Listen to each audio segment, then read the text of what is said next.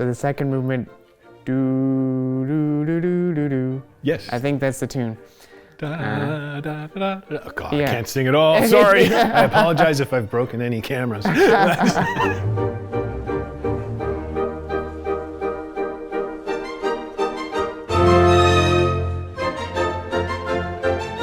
Hi, my name is Max Kasper. I'm a principal bass of Symphony Nova Scotia, and with me is Aiden Russell from our cello section, and we're here to give you a little pre-concert chat about the magnificent Mozart concert coming up.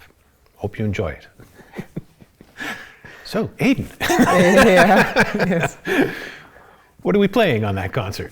So we'll be playing Symphony No. 2 by Joseph Boulogne, and then there'll be a Mozart Bassoon Concerto, and then a Mozart Symphony No. 39. So the concert's going to start with the Boulogne. We were talking about this before, and in my research, I discovered that some people had stated that Mozart had actually taken some inspiration from Boulogne. It's true, he did. Mozart and Boulogne did cross paths in Paris, and for sure, Mozart took something from Joseph Boulogne because he took something from everybody. That guy was a sponge, and he was a genius. And Joseph Boulogne is a wonderful composer and an amazing musician, and more importantly, just a phenomenal human being with all kinds of exploits to his life that if you ever get fascinated by the internet and have some time to kill, you should delve down that rabbit hole and read his biography or anything about him. It's phenomenal. He was the illegitimate son of a plantation owner and one of his slaves. That's right. And the plantation owner was French and really did as well as he could by his family that he had in the plantation, and brought his son with him to Paris and got him educated and gave him as much of an advantage as he possibly could given the color of his skin and the times that he lived in. So he rose very high in society and made his mark. He became a wonderful athlete. He was a fencing master. He was a spy during some of the wars. Yep. Whoa. And he was also quite the ladies' man. And he was Marie Antoinette and him had a relationship. There were 2 assassination attempts on his life, which he successfully defended himself because he was such a good fencing swordsman. Yeah. He organized orchestras, he wrote operas, he wrote tons of music, and he was a phenomenal violinist. Right. So his technical ability, I think, far surpassed pretty much anything that was going on at that time. His concertos and what he demands of the soloist are far more challenging than anything that Mozart or Haydn was writing for the instrument. So that's quite telling. Unfortunately, his music, when you play it now, there's so much that needs to be added, but sort of between the lines, that when you just see it on the page, it's sort of boring. But he wrote in sort of something called the style galant, like the gallant style of Paris. And so there's a life and an energy that needs to be imbued in the music that by sometimes, us. yes, by us. By us, Yeah, we have to work harder. Yeah. So when we play that music, it's what's on our page is not very interesting to look at or to listen to. Yes, because most of the time for us, being the lower strings, we just go bump, bump, bump, bump, bump, bump, or maybe change a note every so often. And the violins get all the flashy stuff. Yeah. That's a pretty typical classical maneuver, and that's where sort of the genius of Mozart comes into play, is that we're doing kind of the same thing in Mozart, but it's somehow more interesting. And I don't know how. It's sort of magical. Yeah, because his little Mozart touch somehow gets into there. Yeah, but it would be worth it's worth hearing the Boulogne, the symphony. Absolutely. Of Boulogne, just because you can hear different things than Mozart. This is a different way of looking at the world and a different way of approaching melody, and it's much flashier. So that's kind of cool. Yeah, it is much flashier. And then after that, we're playing a Mozart Baboon Concerto. Baboon Concerto? Bassoon Concerto? Yes, a bassoon concerto. Did I say baboon? Yeah. with our principal bassoonist, Gabe Azzie, and you went to school with Gabe. I did, so. yeah. I went to high school with Gabe, as well as a couple other people in the symphony.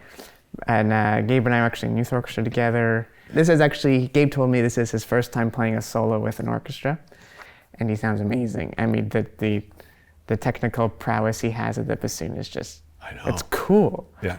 Like his fingers move so fast, and in the bassoon concerto, it's written in a way, I mean, I remember listening to it earlier, and there's so many, there's just trills added in places. Yeah. Or whatever. And I know Gabe can do it. I don't have any doubt. And then when it gets to the more singable, lyrical melodies, I'm excited to hear what Gabe does with them. Yeah, me too. That's cool. Yeah, he's a great bassoonist. Yeah. And it's a funny instrument. You need like 10 thumbs to play it. Like it's that's your right. thumb does more work than any other finger. It's Yeah. the one instrument where if you're all thumbs, it's a good thing. That's right. Yeah. And I remember hearing lots of jumps in the concerto. Yeah. It just, he either just leaps from one super low note, skips a few, and then goes way up into his upper register. That's something that the woodwinds kind of do that we don't do. We can't do that so easily, Yeah, no. Because for us, it's a physical. We have to move so much farther. They just maybe lift a finger, change their embouchure. Now, granted, that's probably still very challenging. Oh, yeah. But it's not as much of a physical move. Yeah.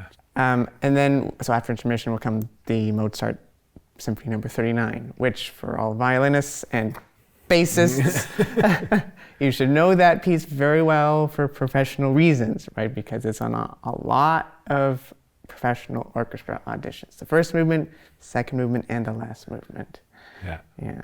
For sure. And it's on bass auditions with alarming regularity. And the first time I did an audition that had that on it was back in the 80s, and it was for an orchestral training program.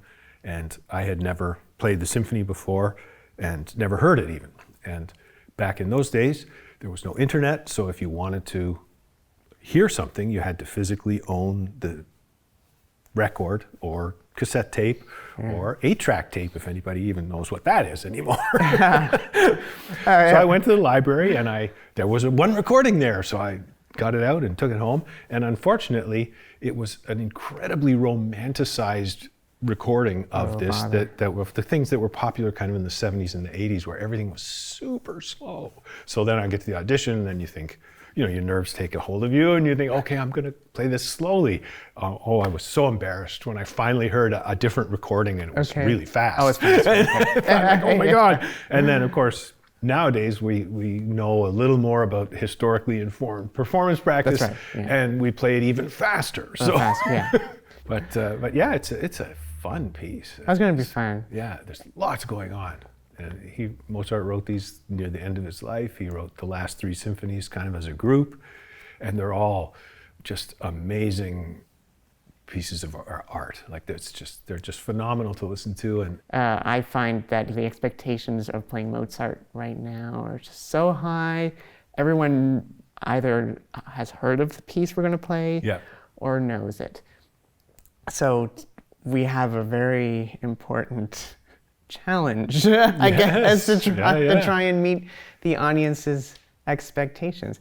But it's sort of there's another side to that coin. Like, yes, everybody kind of knows that piece and knows what to expect, but because everybody knows it, they're sort of pre-inclined to like it. Like if you hear something familiar, that's right. You're going to love it. And that's to me, I always think about that. It's like, oh, everybody loves this piece, so we can take more chances, and we can do things that maybe they aren't expecting. So we have a guest conductor for this concert, Anu Tali, that we've never seen before, and I'm very excited.